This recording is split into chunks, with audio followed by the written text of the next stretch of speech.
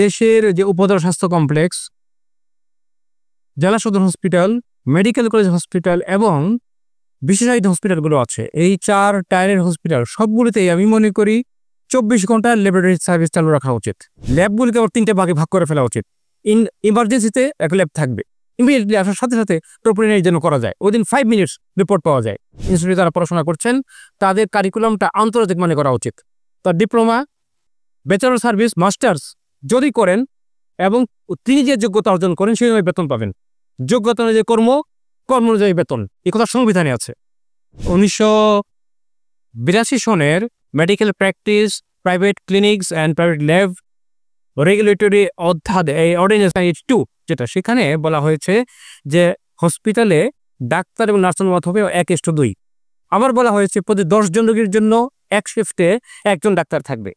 10 জন রোগী যেখানে থাকবে 3 জন ডাক্তার থাকা উচিত। প্রাইভেট হসপিটালে প্রতি 10 জন রোগীর জন্য 6 জন নার্স থাকা উচিত। কিন্তু সেইখানে কিন্তু মেডিকেল টেকনোলজির কথাটা নাই। আমি ঢোকার সময় চমৎকার কথা আমি দেখলাম, ইউর লাইফ আওয়ার কনসার্ন, উদ্বেগটা আমার, উদ্বেগ বা দায়িত্বটা আমার হাতে। খুব চমৎকার কথা দিয়ে কিন্তু মানুষকে প্রভাবিত করা যায়। আপনাদের স্লোগানটা আমার ভীষণ পছন্দ হয়েছে। মনে হচ্ছে আমি আমার নিজের কাছে রেখে দেই এই কথাটা, ল্যাব সেভস লাইফ। কত সত্য, ল্যাব তো লাইফ সেভ করে মানলাম, কিন্তু এই যে মানুষের জীবন বাঁচানোর ক্ষেত্রে উদ্বেগ, উৎকণ্ঠা, চেষ্টা, শ্রম সাধারণত আপনারটা অনেক বেশি, এটা মানুষকে জানানোটাই কিন্তু অনেক বড় একটা দায়িত্ব বলে মনে করছি আপনাদের। সারা বিশ্ব জ্ঞানে, বিজ্ঞানে, চিন্তায়, গবেষণায় এগিয়ে যাচ্ছে। যদি আমরা তাদের সাথে তাল মিলাতে চাই, আমাদেরও সেই পরিমাণ জ্ঞান গবেষণার প্রয়োজন ছিল, তো আমার কেন যেন মনে হচ্ছে আমরা এগোতে পারিনি। মেডিকেল সায়েন্সের থেকে বিপক্ষে আমি আলাদা নয়, মেডিকেল সায়েন্সে আমরা অনেকটাই পিছিয়ে আছি। আর অনেকগুলো কারণ আছে। একটা হলো, আপনারা নিশ্চয়ই জানেন যারা আর্মি অফিসার বা অন্যান্য বিজ্ঞান অথবা অবিজ্ঞান, কমার্স, তাদের সব সাবজেক্ট থেকেই বিশ্বের অনেক দেশে ট্রেনিং করানো হয়। মেডিকেল সায়েন্স থেকে দেশের সরকারের টাকা ট্রেনিং করানো হয় আমি খুব একটা পাইনি, খুব বেশি দেখিনি। পাকিস্তান আমলে ছিল এটা, কিন্তু এখন খুব বেশি আমরা দেখি না। ডাক্তারদেরও নাই, নার্সদেরও নাই, আপনাদেরও নাই। যদি সে না থাকে তাদের উন্নতির পথ অনেকটা স্লথ হয়ে যায়। বৃদ্ধ বলছি না, স্লথ। যে বিষয়গুলো আপনি জানানো বা আমার যে আকাঙ্ক্ষাগুলো বলা প্রয়োজন মনে করছি, আমি বলি আপাতত আমি মনে করছি একই আকাঙ্ক্ষা আছে। আপনারা দাবি জানাতে পারেন, কিন্তু কথাগুলো বলতে হবে জনগণের স্বার্থে। সেটা হলো দেশের যে উপজেলা স্বাস্থ্য কমপ্লেক্স, জেলা সদর হসপিটাল, মেডিকেল কলেজ হসপিটাল এবং বিশেষায়িত হসপিটালগুলো আছে, এই 4 টায়ারের হসপিটাল সবগুলোতেই আমি মনে করি 24 ঘন্টা ল্যাবরেটরি সার্ভিস চালু রাখা উচিত। এটা আপনার জন্য না, রোগীর জন্য, আপনার জন্য না, রোগীর জন্য, সেই জন্য প্রয়োজন। আমি আবার এটা মনে করছি ল্যাবগুলিকে আবার 3টে ভাগে ভাগ করে ফেলা উচিত। ইমার্জেন্সিতে একটা ল্যাব থাকবে, ইমিডিয়েটলি আসার সাথে সাথে ট্রোপোনিনের জন্য করা যায়, উইদিন 5 মিনিটস রিপোর্ট পাওয়া যায়। এই যে আপনারা নিশ্চয়ই জানেন যে একজন রোগী যাওয়ার সাথে সাথে ইসিজি করা যায় বা করা যেতে পারে। তো সেরকম যদি ট্রোপোনিন আইটা করা যেতে পারে, অথবা ব্লাড গ্যাস অ্যানালাইসিস খুব সহজে করা যায়, লাভটা কি আপনার হবে না জনগণের হবে? এটা তাদের বোঝানো উচিত, যেটা আপনাদের হবে। আউটডোরে কমপক্ষে 16 ঘন্টা থাকা উচিত, 24 ঘন্টা না থাকুক, কমপক্ষে সকাল এবং বিকাল শিফট থাকা উচিত, 2 শিফট থাকা উচিত। ইনডোরে আমি মনে করছি যে প্রতি ফ্লোরে একটা করে 24 ঘন্টা ল্যাব সিস্টেম চালু থাকা উচিত। আমি বিদেশে অনেক দেশে পলিক্লিনিক দেখেছি। পলিক্লিনিক হলো অনেকটা কিছুটা আমাদের ইউনিয়ন সাব সেন্টারের মতন। ইউনিয়ন সাব সেন্টার কিছু ল্যাব টেস্ট থাকা উচিত জনগণের স্বার্থে। এক ইউনিয়ন থেকে অন্য ইউনিয়নের দূরত্ব অনেক, যেতে অনেক সময় লাগে, কমপক্ষে কিছু টেস্ট এর ব্যবস্থা থাকা উচিত। তো টেস্ট কে করবে? কমপক্ষে যিনি diploma in medical technology pass করা উনি, কমপক্ষে উনি, এর নিচে কাউকে নিয়োগ দেওয়া উচিত হবে না। আপনারা যেন সরকারি হসপিটালে যিনি ওষুধ বিতরণ করেন, ওষুধ দেন, উনিও কিন্তু ডিপ্লোমা ইন ফার্মেসি পাস করা, মানে কোয়ালিটি সম্পন্ন লোক ছাড়া কাউকে যেন দেওয়া না হয়। তো ইউনিয়ন সাব সেন্টারে যে থাকা উচিত আমি মনে করছি CBC, urine, RE, serum creatinine, RBS, pregnancy test, cardiac troponin I, dengue IgG, IgM এবং NS1। মানুষকে বোঝানো উচিত যে এই টেস্টগুলো যদি হয় তাহলে কিন্তু লাভ আপনাদেরই হবে। আর এখন আপনারা যখন দাবি জানাবেন তখন কিন্তু কেউ মনে করতে পারে সরকারের সম্ভবত অর্থ ভাণ্ডার শূন্য হয়ে যাবে। তাহলে সরকারকে আমরা বলতে পারি যে এক কাজ করেন, যে টাকাটা এখান থেকে আসবে সেই টাকাটা ওইখানকার গ্রুপ কর্তৃপক্ষ ব্যয় করবেন। আপনারা দেখবেন যে আমাদের বেতন দিলে এবং রিয়েজেন্ট কেনায় খরচ তার চেয়ে কম হয়, আসলে লাভ থাকবে আরো।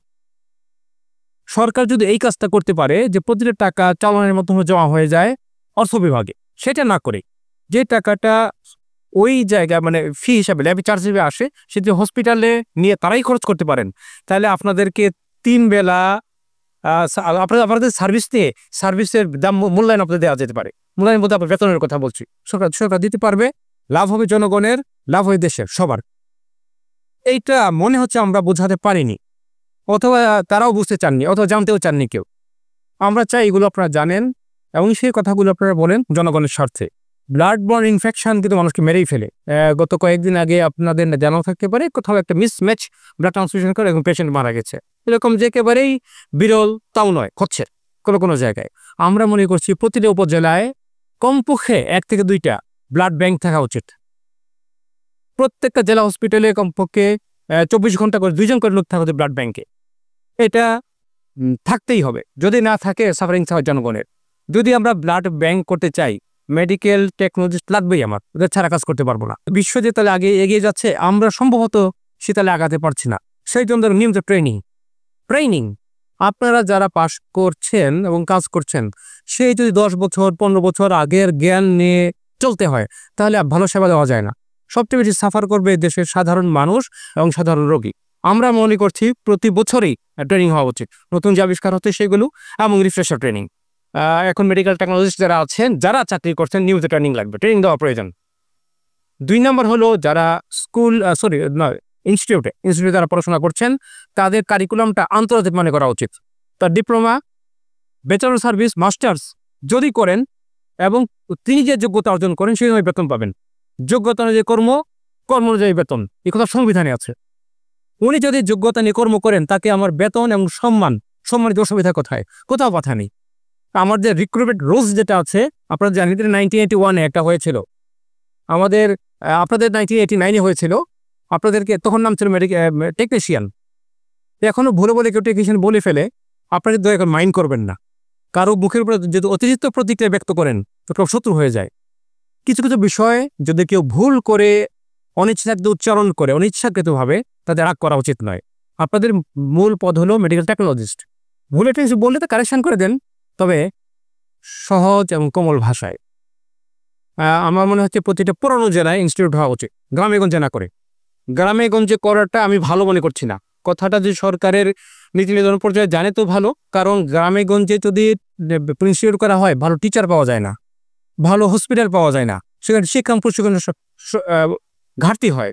শিক্ষা এবং প্রশিক্ষণের ঘাটতি যদি হয় তাহলে কিন্তু এর প্রভাবটা সারা জীবনেই জনস্বাস্থ্যের উপরে পড়ে। সারা বিশ্বে একটা নিয়ম হলো ডাক্তার, নার্স এবং টেকনোলজিস্ট হবে 1:3:5। অবস্থা এতটাই খারাপ যে প্রতি বছর আমরা এই বছর মারাত্মক ডাক্তারের ক্রাইসিসের কারণে আমাদের 8,000 পোস্ট ফাঁকা আছে সরকারি সেক্টরে। 8,000 2,000 ডাক্তার নিয়োগ দেওয়া হবে। 2,000 ফাইন, নিয়োগ দেন।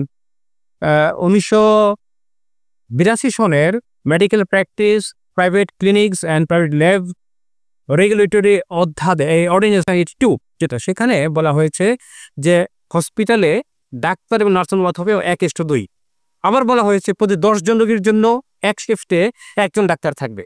10 জন রোগী যেখানে থাকবে 3 জন ডাক্তার থাকা উচিত প্রাইভেট হসপিটালে। প্রতি 10 জন রোগীর জন্য 3 বা 6 জন নার্স থাকা উচিত। কিন্তু সেইখানে কিন্তু মেডিকেল টেকনোলজির কথাটা নাই। লিখেন নতুন স্বাস্থ্য সেবা কি একটা বিধান অধ্যাদেশ হতে যাচ্ছে, সেখানে এটা থাকা উচিত যে একটা হসপিটালে কজন মেডিকেল টেকনোলজিস্ট থাকা উচিত। তারপরে জনগণের স্বার্থে এটাও থাকা উচিত। যদি কোনো হসপিটাল 100 বেডের উপরে হয় সেখানে ইমার্জেন্সিতে আলাদা ল্যাব থাকবে এবং ইনডোর আলাদা ল্যাব থাকবে, যদি সেটা গভর্নমেন্ট হসপিটাল হয় 24 ঘন্টা চালানোর জন্য। এটা আমি দাবি করা উচিত জনস্বার্থে।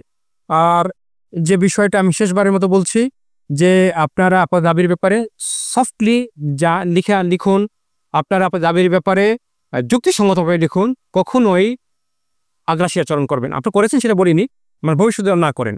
যারা আগ্রাসী আচরণ করেছে বা একটু উত্তেজিত হয়েছে তাদের বিরুদ্ধে জনগণ চলে যায়। জনগণ আমাদের মধ্যে, আমি ডাক্তার হই, নার্স হই বা অন্য যে কোনো পেশায় থাকি না কেন, যদি আমি রাস্তা বন্ধ করে ফেলি অথবা কাউকে পিটাই অথবা গাড়ি ভাঙচুর করি ঠিক ওই ছবিটা চলে যায় মিডিয়াতে, দেশের সব জনগণ চলে যায় তার বিপক্ষে।